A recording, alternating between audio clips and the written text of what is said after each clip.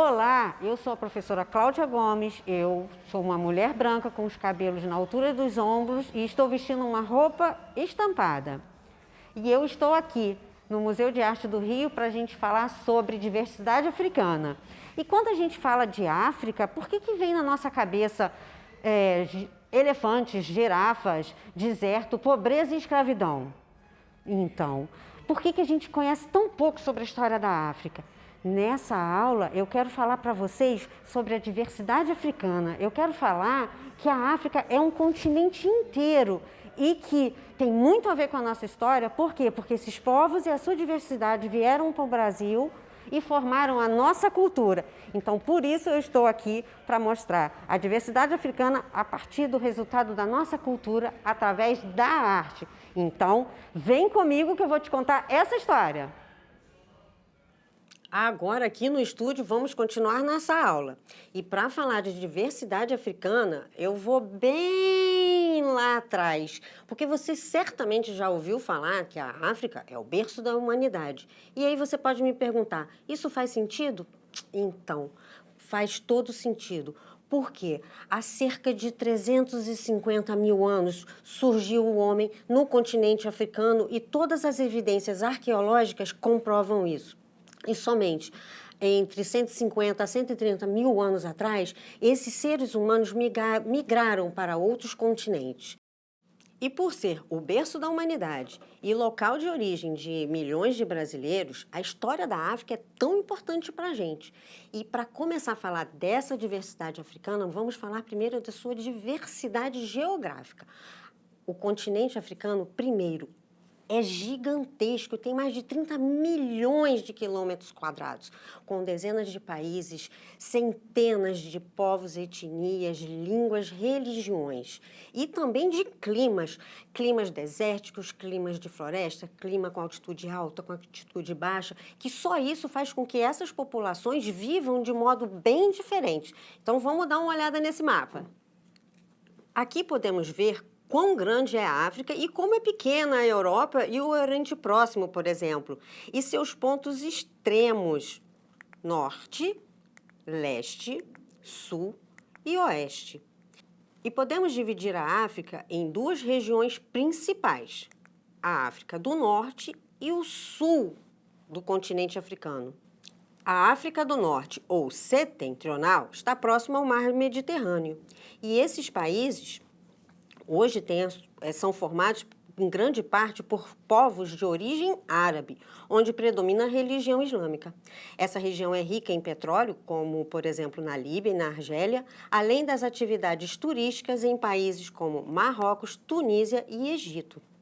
Já o sul do continente é chamado de África subsaariana, porque está abaixo do deserto do Saara e é formada por uma população heterogênea, ou seja, misturada, com muitos problemas sociais. Esta região é considerada a mais pobre do planeta. Faltam médicos, alimentos, moradia e infraestrutura para a população que apresenta baixo desenvolvimento econômico, apesar das grandes reservas minerais e energéticas.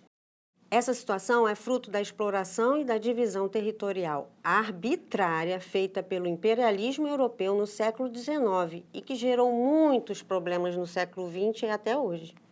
Agora, sobre a história, como seria impossível falar de 6 mil anos de história africana nessa aula, nós vamos falar dos grandes impérios e reinos pós-antiguidade, do mesmo período dos grandes impérios europeus que normalmente a gente conhece.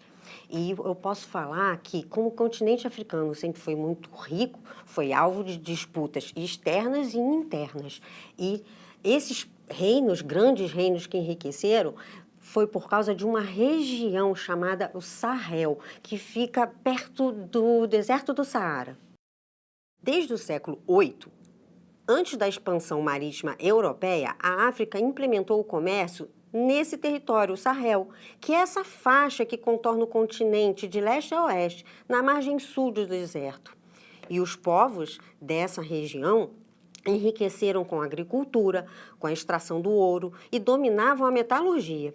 Esse comércio foi ampliado com os árabes, que levaram o islamismo, a religião de Maomé, para o continente em sua expansão.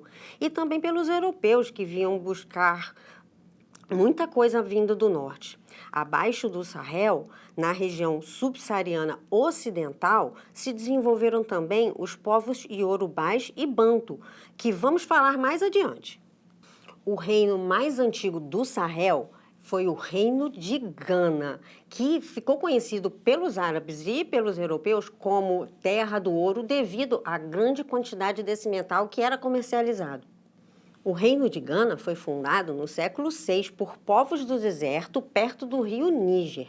E o soberano de lá era chamado Gana. E os seus súditos lhe deviam tributos, obrigações militares em época de guerra. E uma particularidade do Reino de Gana é que não importava nem tanto a expansão do território, mas sim a quantidade de súditos que esse soberano de Gana tivesse. Mas o Império de Gana foi subjugado pelo Império de Mali.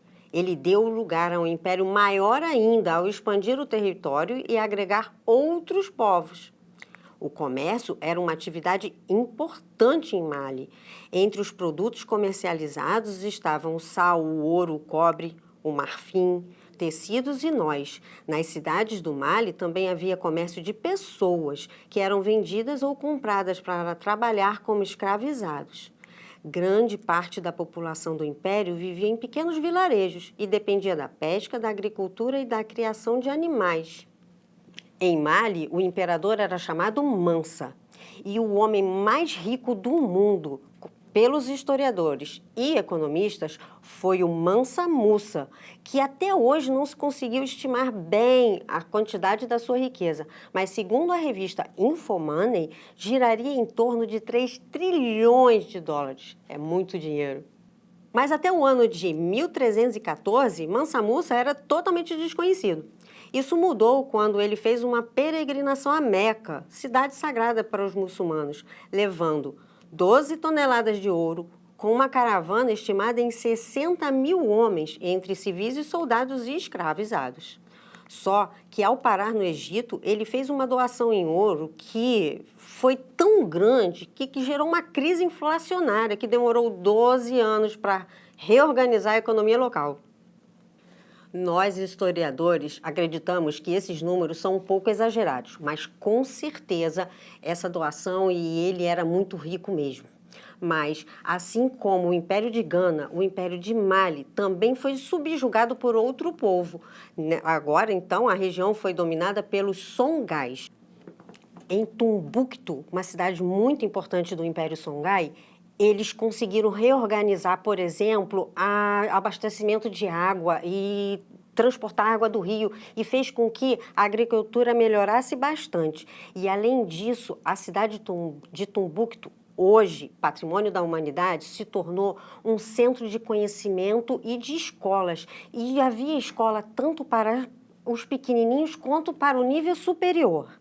Os comerciantes levavam para a cidade livros e manuscritos vindos de vários lugares. Livros que eram comprados e vendidos em Tombuctu. A cidade acumulou uma extensa e eclética coleção de manuscritos. Ali Imam Ben, de uma família rica de imãs, disse: temos trabalhos sobre lei islâmica, lei familiar, direito das mulheres, direitos humanos, lei sobre gado, lei de direito das crianças. Todos os assuntos imagináveis estão aqui. Isso é incrível, não é? Mas eu não poderia deixar de falar sobre os povos iorubás, que têm muita importância para a cultura brasileira. Eles ajudaram a formar a nossa cultura. E eles nunca se organizaram em estados como os romanos, por exemplo. Eles se organizavam em cidades-estados ou cidades-reinos. Os iorubás construíram uma civilização marcadamente urbana e comercial. E a sua riqueza adveio do comércio de peles de animais, ouro, marfim, pimenta, noz moscada e várias outras coisas. Descobertas arqueológicas da cidade de Ifé, encontramos uma arte muito bonita e elaborada. Esculturas em terracota, cobre e latão, que datam dos séculos XII ao XV. E entre essas estão algumas esculturas que representam reis e rainhas e outros nobres. Do Benin era grande o comércio de produtos como sal, peixe, dendê, tecidos, cobre, e a metalurgia era muito importante, tanto que no século XV eles já utilizavam como moeda manilhas de barra e de cobre. A religiosidade iorubá, que também ajudou a formar as religiões do Brasil, é politeísta e acredita que cada orixá tem uma atribuição, assim como os egípcios, os gregos e os romanos pensavam sobre os seus deuses. A mitologia e a espiritualidade iorubá é linda e cheia de respeito à natureza. Já os povos bantus eram povos agricultores e dominavam a produção de ferro, fazendo instrumentos de trabalho e armas de guerra, o que dava vantagem sobre os outros povos. Segundo a tradição, o fundador do Reino do Congo tinha sido um rei ferreiro e por isso os trabalhos em ferro eram reservados somente aos nobres. Porém, eu queria falar um pouquinho da África hoje em dia, mas para falar da África hoje em dia, eu vou voltar um pouquinho lá atrás, porque historiador adora voltar no tempo. Então, vamos ver comigo essa citação de um filósofo e historiador branco europeu do século XVIII. Ele disse: basta pensar que essa raça de homens negros, hoje nossos escravos e objeto do nosso desprezo, é a mesma raça à qual devemos nossas artes, ciências e até mesmo o uso do discurso. Imaginem que estamos no meio de pessoas que se dizem os maiores amigos da liberdade e da humanidade e que aprovaram a escravidão mais bárbara e questionando se os homens negros têm mesmo tipo de inteligência que os homens brancos. Ou seja, a história desses reinos e impérios africanos mostram para a gente como eles foram importantes para as artes, para as ciências, para a tecnologia que nós temos hoje. E, infelizmente, vários países africanos ainda são muito pobres, muito em decorrência do imperialismo europeu do século XIX. Mas outros países têm feito muito investimento em tecnologia e comunicação para tentar melhorar a economia e a vida de sua população. Um exemplo é o Quênia. Com o objetivo de transformar o Quênia em um país de renda média recém-industrializado, que vem adotando a tecnologia como motor de desenvolvimento para o país, com o objetivo de dar pelo menos uma renda média aos seus habitantes. E outros projetos de desenvolvimento de tecnologia e comunicação também têm melhorado a qualidade de vida da África subsaariana. Como podemos ver nesse slide, a arquitetura, a moda, o trabalho, a arte e a educação, tudo isso junto é um esforço de recuperação das tradições culturais, das tradições das identidades religiosas e artísticas e da ciência também para a melhoria do continente. Por fim, podemos dizer que a exploração imperialista foi muito danosa para o continente africano, mas vimos também que existem grandes projetos para tentar recuperar o continente e a sua população. E a nossa aula vai ficando por aqui, mas vamos dar uma olhadinha rapidinha no que nós vimos hoje? Vimos a diversidade geográfica do continente, vimos reinos e impérios africanos, vimos a arte e a religião, a metalurgia e a cultura dos africanos, vimos as consequências da exploração imperialista e vimos o esforço dos países africanos para superar os problemas sociais. Nossa aula vai ficar por aqui, mas antes eu vou deixar um desafio para vocês. Vem comigo!